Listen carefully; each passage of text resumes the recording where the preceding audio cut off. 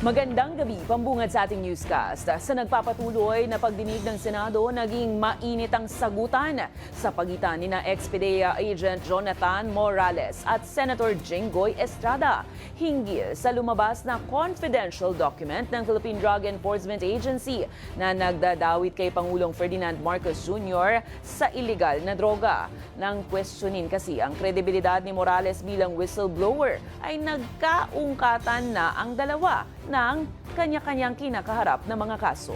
May balitang A to Z si Ian Maghanoy.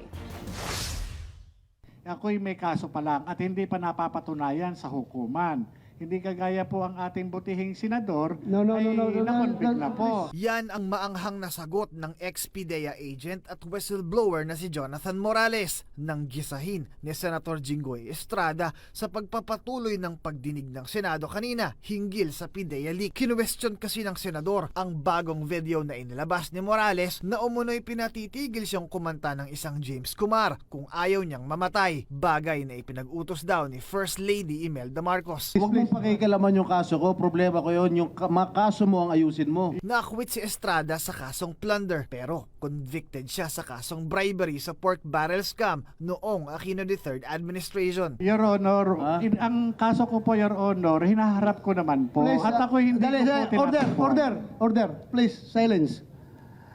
Una, Mr. Morales, please do not question Senator Jinggoy dahil trabaho niya yan bilang senador at vice chairman ng committee na magtatanong sa iyo.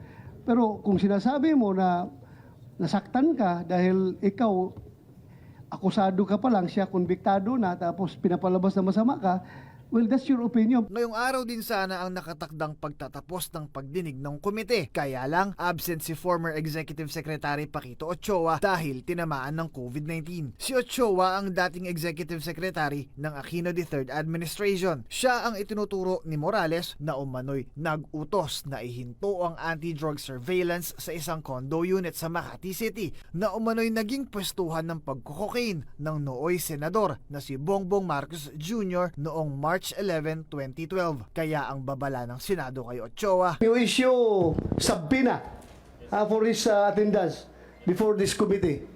Kung hindi pa rin siya mag-attend, baka a warrant of arrest will be issued by the Senate kung hindi siya magpakita. dahil sa takbo ng pagdinig, ipinanawagan ng Kamara sa mataas na kapulungan ng Kongreso na itigil na ang mga hearing, lalo't kumbinsido sila sa kakulangan ng matibay na ebidensya. There is information, pero yung meat nung discussion is not centered on what should be. Sabi nga nila, kung sino yung saan ang cause ng leak. So, the information is there, pero may katotohanan po ba? Totoo po ba? Which is, tingin natin, wala pong katotohanan. Sa susunod na linggo, itutuloy ng komite ang investigasyon para marinig ang panig ni former Executive Secretary Paquito Ochoa. Gayunpaman, kailangan pa ring limitahan ang pagsasabpina laban sa mga taong idinadawit ng whistleblower upang maiwasan ang politika alinsunod sa bilin ng liderato ng Senado. Para sa Balitang A to Z, Ian Maghanoy.